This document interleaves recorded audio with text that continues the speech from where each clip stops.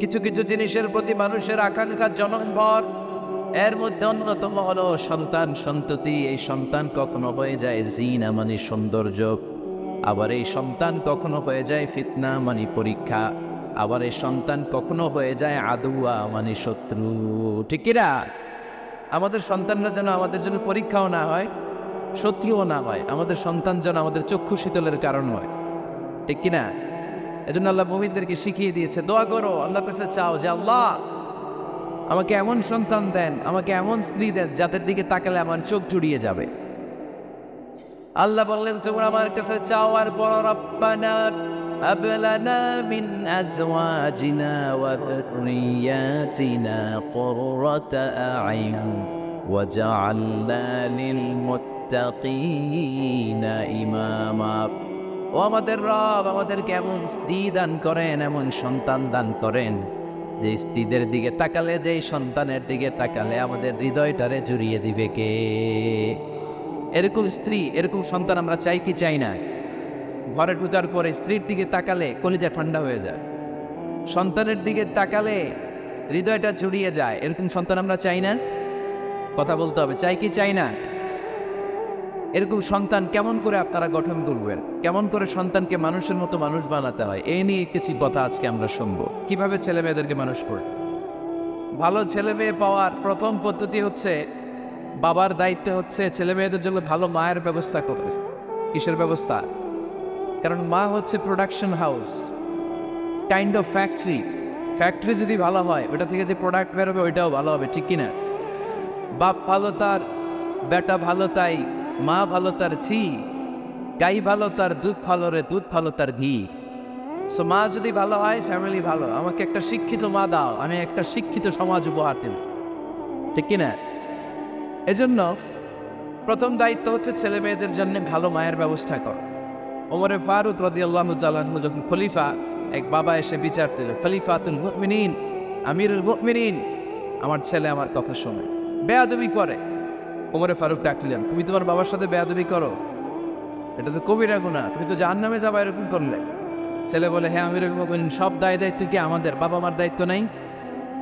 ওমরে ফারুক বললেন আছে। কি দায়িত্ব আছে?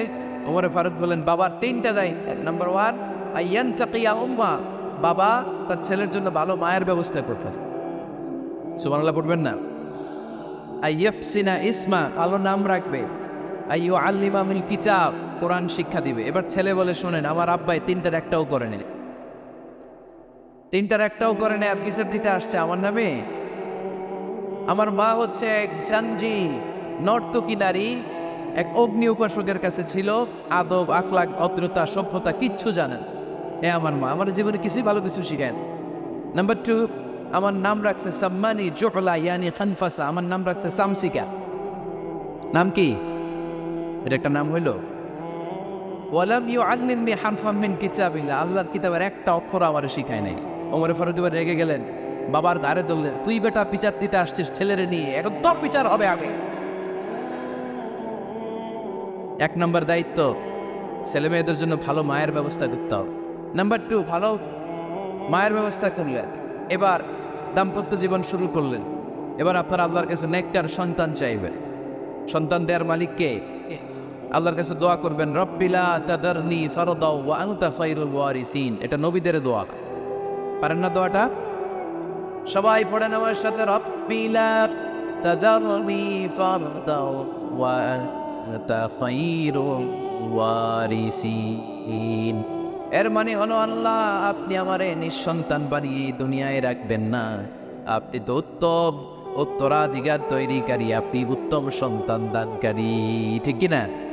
আল্লাহ তাআলা সন্তান দেন, এজন্য আপনি দোয়া করবেন, এই দোয়াগুলো পড়বেন। রব্বি হাবলি মিনাস সালিহিন, আমার সাথে সাথে আওয়াজ করে পড়েন, রব্বি হাবলি মিনাস সালিহিন। কেউ বাদ যাবেন না, আওয়াজ করে সবাই পড়ুন, রব্বি হাবলি মিনাস সালিহিন। এর অর্থ হচ্ছে, হে আল্লাহ আপনি আমাকে নেককার সন্তান দান করেন। আওয়াজ করে পড়েন আমিন। নেককার স্ত্রী, নেককার সন্তান আল্লাহর কাছে চাইতে হয় বাইরে, না চাইলে পাওয়া যায়। তাহলে 1 নম্বরে ভালো মায়ের ব্যবস্থা করলাম সন্তানের জন্য।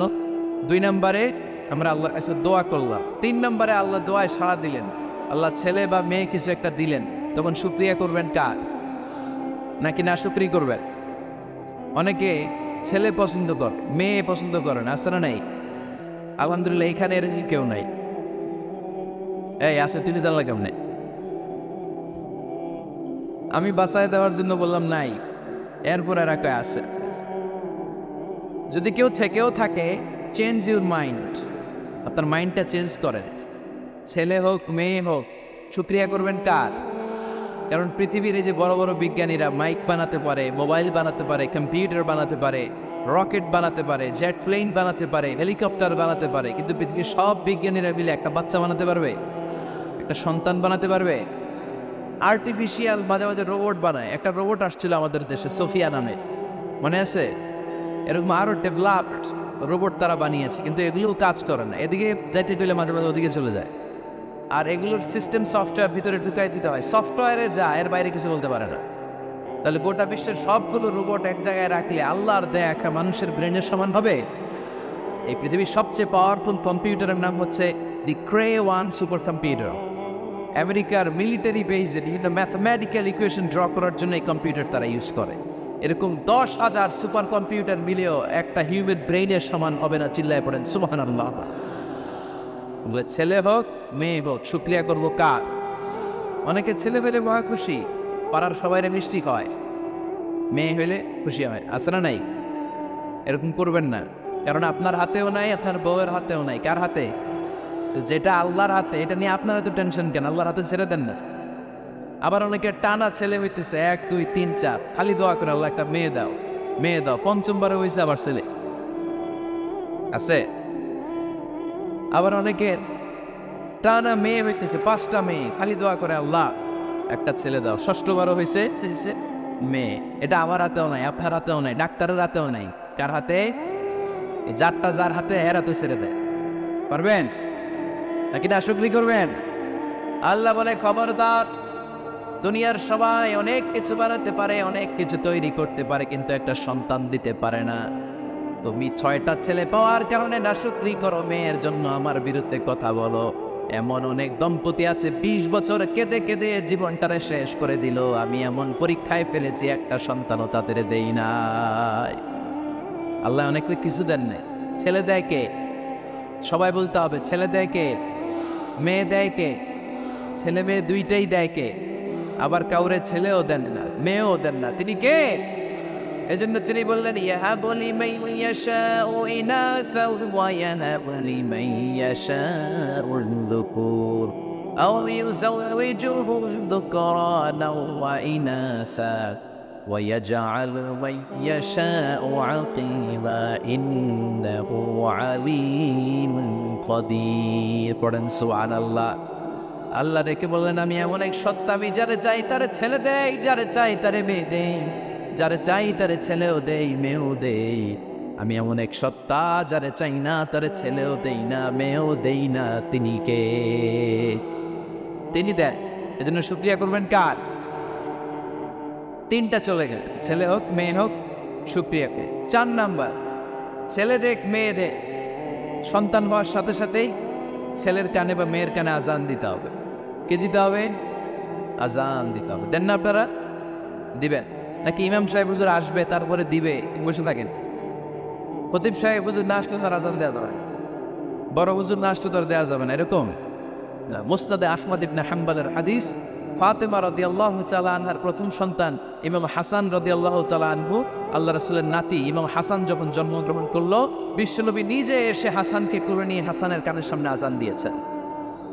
আযান রাসূলুল্লাহ সাল্লাল্লাহু আলাইহি ওয়াসাল্লাম আলা উযুনাইল হাসান আইনামা ওয়ালাদাতহু ফাতিমাতু বিসসালাত।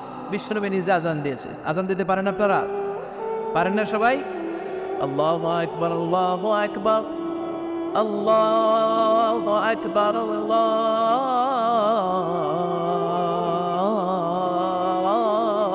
আকবার। পারেন না আজান দিতে? নিজের ছেলের কানের সামনে নিজে আজান দেবে। যদি নানা হয়ে থাকে, নানা নাতির কানের সামনে যে নানাই আজান দেবে, চাচা যে ভাতিজার কানে আজান দেবে। আজানের জন্য বসে থাকা লাগবে? আমরা প্রত্যেকে আজান পারি কি পারি না? তো কেন আজান দেবে বাচ্চার কানে? দুইটা সিগনিফিকেন্স। নাম্বার ওয়ান, যদিও বাচ্চার আমল নামা শুরু হয় নাই, জাস্ট নিউ বর্ন বেবি, এইমাত্র জন্মগ্রহণ করলো, কিন্তু পৃথিবীতে আসার সাথে সাথেই আল্লাহ বলে ওর কানের সামনে আমার তাকবীর দিয়ে ইসলামটা ওর কানের ভিতরে ঢুকায় দাও, ঢুকায় দাও। শুরু থেকেই তাকবীর দিয়ে ইসলামের পরিচয় ওর কানের সামনে দিয়ে দাও। This is the significance number one. Significance number two, এই পৃথিবীতে যখন কেউ আসে, শয়তান যে তার শত্রু এসে ইয়াতাআনু ফি জামবাই ইবনে আদম, বনি আদমের দুই পা ধরে দুটো কুতা মারে, আর বাচ্চা ওয়া ওয়া করে কেঁদে ওঠে। বনি আদম পৃথিবীতে আসার সাথে সাথে শয়তান গুতা মারে আর জানান দেয়, তোদের কারণে আমি জাহান্নামী, তোর সারা জীবন এমন ওয়াসওয়াসা আমি দিতে থাকবো, তোদেরকে জাহান্নামী বানাবার রাগ পর্যন্ত আমি ক্ষান্ত হব না। আমি যে দুনিয়াতে ওয়াসওয়াসার জন্য এসেছি, আমার উপস্থিতি, আমার অস্তিত্ব আমি জানান দিলাম। গুতা মারে তো শয়তানে করবে শয়তানের কাজ, আমরা করবো আমাদের কাজ, ঠিক কিনা? শয়তান মারবে গুতো, আর আমরা কি দিব? চিল্লায় বলতে হবে কি দিব? মনে থাকবে, ভুলে যাবেন না তো আবার। নাম্বার টু, তাহনিক করা সুন্নাত। তাহনিক হচ্ছে খেজুর, কোনো আলেম খেজুর একটু চিবিয়ে ওই চিবানো খেজুরটা বাচ্চার ঠোঁটের মধ্যে লাগাই দেবে। আল্লাহ রাসূল সাল্লাল্লাহু আলাইহি ওয়াসাল্লাম বাচ্চাদেরকে এরকম তাহনিক করতেন। যদি খেজুর পাওয়া না যায়, মধু, একটু মধু নিয়ে মুখের মধ্যে লাগাই দেবে। আধুনিক মেডিকেল সায়েন্স এটাকে খুবই স্বাস্থ্যসম্মত বলেছে, হেলদি। কারণ বাচ্চা যখন দুনিয়াতে আসে, তার নিউট্রিশন চ্যানেলটা মানুষ কেটে দেয়। তার নিউট্রিশন চ্যানেল হচ্ছে তার নাভির সাথে তার মায়ের জরায়ুর একটা কানেকশন। তার মায়ের জরায়ু থেকে সে এনার্জি পেতে, নিউট্রিশন পেতে। মানুষ যখন এটা কেটে দেয়, তখন তার নিউট্রিশন সাপ্লাই বন্ধ হয়ে যায়, কিন্তু তার এনার্জি খরচ করার প্রবণতা বেড়ে যায়। সে ওয়া ওয়া চিৎকার করে, চিৎকার মারতে তার এনার্জি লাগে। সে হাত পা ছোটাছুটি করে, তার এনার্জি লাগে, কিন্তু এনার্জি নাই, এনার্জির লাইন আমরা কেটে দিছি। তাই ইনস্ট্যান্ট এনার্জি সাপ্লাইয়ের জন্য বিশ্বনবী বলেছেন তাহনিক করে মুখে মিষ্টি ঢুকায় দাও। সুবহানাল্লাহ বলবেন না? এখন চিকিৎসা বিজ্ঞানও বলছে, নিউ বর্ন বেবি, নবজাতক বাচ্চার মুখে যদি মধু দেওয়া হয় বা খেজুর লাগিয়ে দেওয়া হয়, ব্রেইন হ্যামারিং থেকে সে বেঁচে যায়। তার ব্লাড সুগার লো হয়ে যায়, কিন্তু মিষ্টিটা দেওয়ার সাথে সাথে এনার্জি সাপ্লাই হয়। সুবহানাল্লাহ বলে। আল্লাহর হাবিব সাল্লাল্লাহু আলাইহি ওয়াসাল্লামের কাছে কোনো বাচ্চা নিয়ে আসলেই বিষ্ণু সাল্লাল্লাহু আলাইহি ওয়াসাল্লাম বলছে, এই খেজুর নিয়ে আস, এ নিয়ে আসো। খেজুর আনলে একটু চিবি বাচ্চার মুখে খেজুরের রস ঢুকায় দিত। আল্লাহ রাসূল সাল্লাল্লাহু আলাইহি ওয়াসাল্লাম আগে আগে মদিনায় চলে আসলেন। আয়েশা রাদিয়াল্লাহু তাআলা বড় বোন, আম্মা জান আয়েশা 13 বছরের বড়, আসমা বিনতে আবি বকর, উনি গর্ভ ধারণকারী অবস্থায় মক্কা থেকে মদিনায় হিজরত করে আসলেন। উনি বললেন, আনা মুতিম, আমার পুরো গর্ভধারণ পূর্ণ হয়ে গেল। আমি কোবা এলাকাতে আসার সাথে সাথে আমার সন্তান জন্ম নিল, আব্দুল্লাহ ইবনে জুবাইর। আমি সন্তান পেয়ে মহা খুশি, কারণ মুহাজির সাহাবারা মদিনায় আসার পরে কারো ঘরে সন্তান হয় না। ইহুদিরা বলতে আরম্ভ করলো, আমাদের বদদোয়া লাগছে, এই জন্য তোদের ঘরে সন্তানের হবে না। এই জন্য আসমা রাদিয়াল্লাহু তাআলা আনহার সন্তান যখন মদিনাতে প্রথম হলো, মদিনাতে আনন্দের হিল্লোল বইয়ে গেল। উনি ওনার সন্তানকে নিয়ে বিশ্বনবীর কোলে দিলেন। বিশ্বনবী বললেন, এই খেজুর নিয়ে আসে তো। খেজুর নিয়ে আসলো। বিশ্বনবী খেজুর চিবিয়ে বিশ্বনবী লালা সহ খেজুরের রস আব্দুল্লাহ ইবনে জুবাইরের মুখে ঢুকায় দিলেন। আসমা আজীবন গর্ব করে বলতেন, ফাকানা আউয়ালু মা দাখালা জাওফাহু রিহু রাসূলিল্লাহ, আমার কলিজার টুকরা জুবাইরের পাকস্থলীতে সর্বপ্রথম ঢুকেছে খেজুর মিশ্রিত আমার নবীজির থুতু। আল্লাহু আকবার। এজন্য নবজাতক বাচ্চাদেরকে আলেমদের কাছে নিয়ে গেলে দেখবেন আলেমরা খেজুর নিয়ে বাচ্চার মুখের মধ্যে লাগায় দেয়। বাচ্চাটাকে সুস্থ রাখে কে? তাহলে আমার বাচ্চা দুনিয়াতে আসলে আমি আজান দিলাম, তাহনিক করলাম, এরপরে বাচ্চার যখন বয়স 7 দিন, কয় দিন, তখন আকিকা দিতে হবে। কে দিতে হবে? আকিকা দেন আপনারা? নাকি কুরবানির জন্য রেখে দেন? হ্যাঁ, অনেকে রেখে দেখে কুরবানির সাথে মিলাইয়া দিবে। ফিকহি মাসালা এটা জায়েজ আছে। এটি উত্তম হচ্ছে 7ম দিনে দেয়া। কোন দিন মনে থাকবে আপনাদের? কততম দিনে আকিকা দিবেন? সবাই বলতে হবে কততম?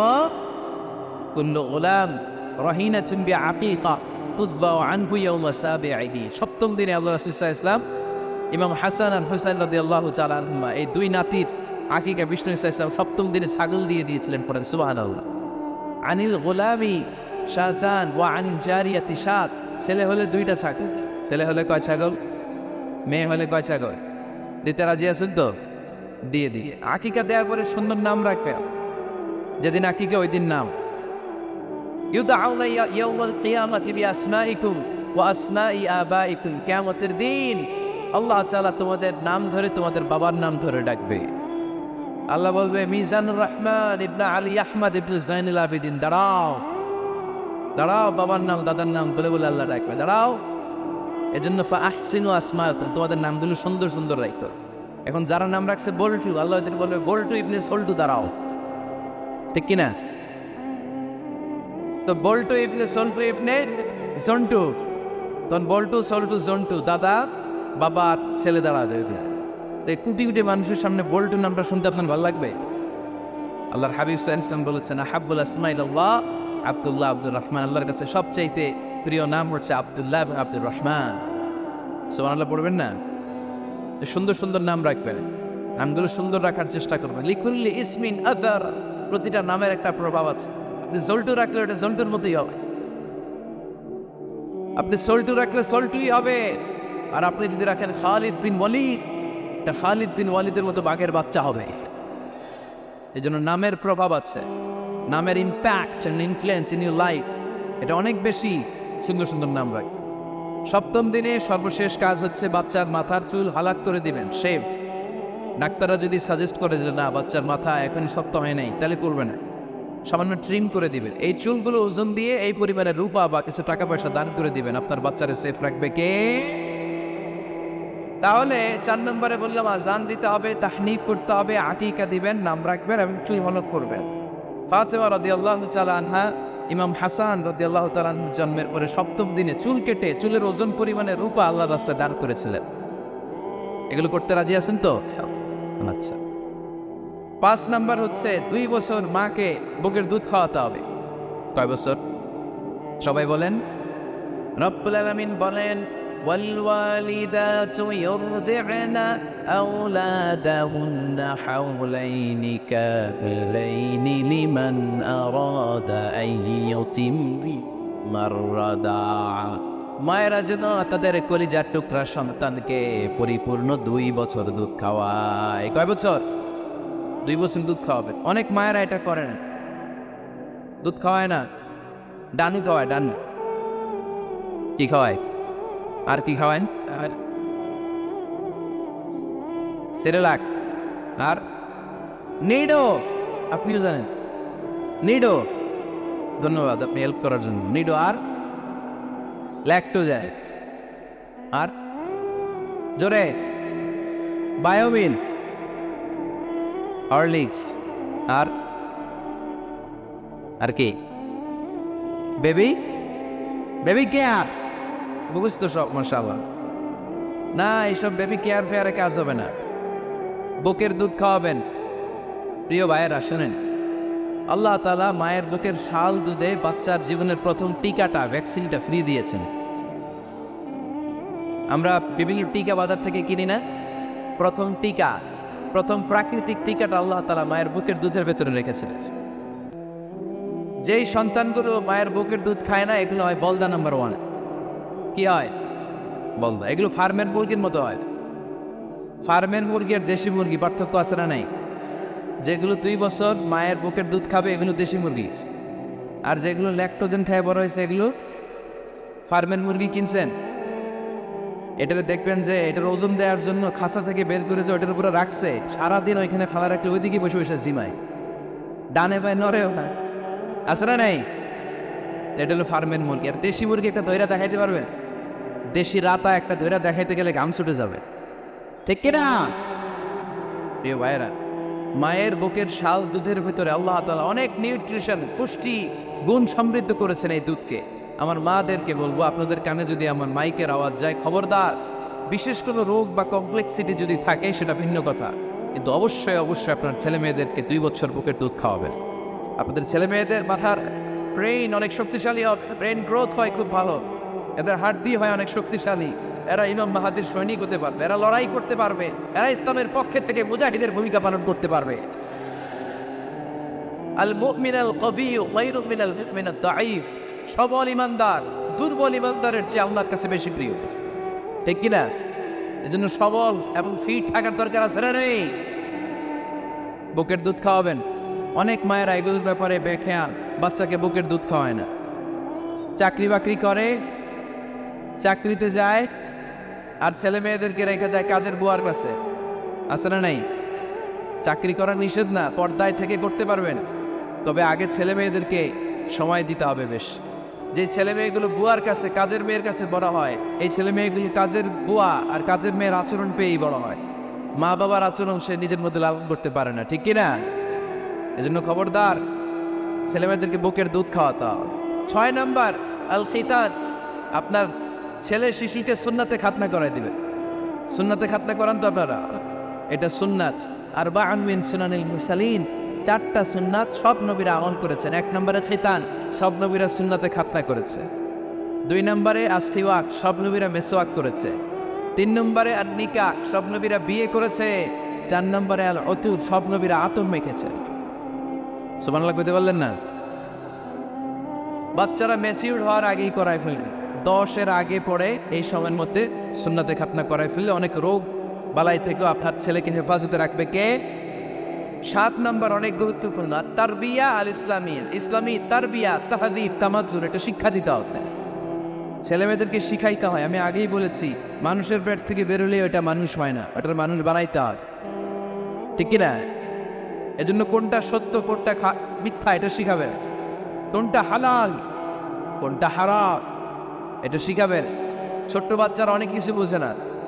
আরেকজনের গাছের মধ্যে বড়ি পেকে আছে, বড়ি খাইতেছে, আম পেকে আছে, আম পেরে নিয়ে আসছেন, তুমি বাচ্চা আছে না নাই?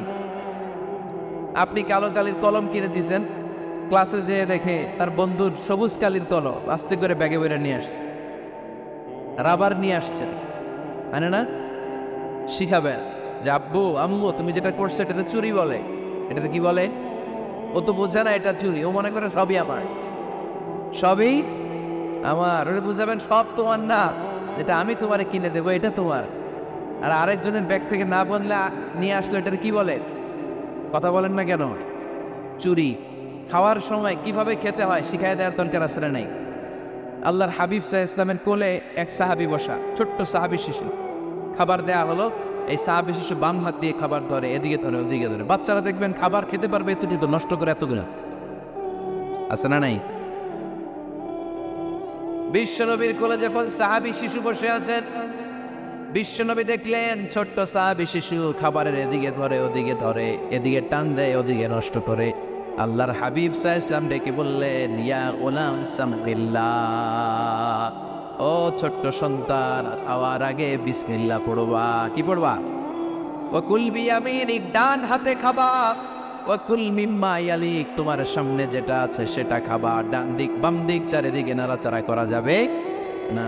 সাহাবী বলেন, ওই যে বিশ্বনবী খাওয়ার গাইডলাইন আমারে শিখাই দিছে, আমি মরার আগ পর্যন্ত ঠিক এই সিস্টেমে খাওয়া দাওয়া করতাম। চিল্লায় পড়েন সুবহানাল্লাহ। এজন্য বাচ্চাকে শিখাবেন, বাবা ডান হাতে খাও। কোন হাতে? ডান হাত উঁচু করেন। উঁচু করছেন? এই ডান হাতে খাইতে হবে।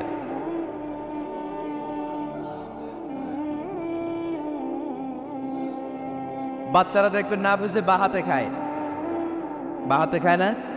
বাচ্চারা উল্টাটা করতে পছন্দ করে বেশি। বাচ্চারা দেখবেন ডান পায়ের জুতা পরে কোন পায়ে? বাম পায়েরটা করে। আপনাদের ঘরে করে? আমার ঘরেরটা সবসময় করে, সবসময় এই জুতা ওই পায়ে, ওই জুতা এই পায়ে, এর প্রতি চেঞ্জ করে দেওয়া লাগে। এই জন্য বাচ্চারা উল্টাটা করে ফেলে। আপনি শিখাবেন, বাবা ডান হাতে খেয়েও, বাবা বিসমিল্লাহ বলে খেয়েও, সামনে যেটা আছে ওইখান থেকে খেয়েও, খাওয়ার পরে আলহামদুলিল্লাহ বলে। শিখাই দেওয়ার দরকার আছে নাই? এটা হচ্ছে the attitudes of having food. কিভাবে খাবে বাচ্চাকে শিখাই দিতে হবে। আল্লাহর ভয় বাচ্চার হৃদয়ে ঢুকাই দিতে হবে। বাচ্চারে বুঝাইতে হবে, বাবা কেউ যেটা দেখে না সেটা দেখে কে? কেউ যেটা শোনে না সেটা শোনে কে? সবার চোখ ফাঁকি দেয়া যায়। আওয়াজ করে বলেন তো, পুলিশের চোখ ফাঁকি দেয়া যায় কি যায় না? র্যাবের চোখ, বিমানবন্দরে কাস্টমস অফিসারের চোখ, পরীক্ষার হলে যিনি গার্ড দেয় ম্যাজিস্ট্রেট স্যারের চোখ, একজনের চোখ ফাঁকি দেয়া যায় না। তিনি কে? বাচ্চারা এইটা বুঝাই দিন। এই সফটওয়্যারটা যদি ছোটবেলায় ব্রেনে ইনস্টল করে দিতে পারেন, জীবনে আর এই ছেলে দুর্নীতিবাজ হবে না।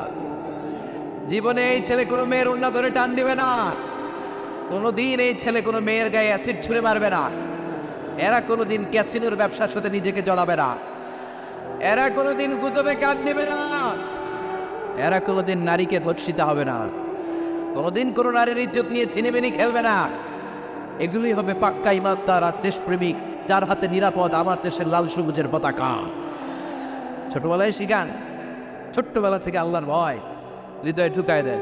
আল্লাহর ভয়টা যদি তার হৃদয়ে থাকে, এই ছেলে কোনোদিন কোনো খারাপ কাজ করতে পারে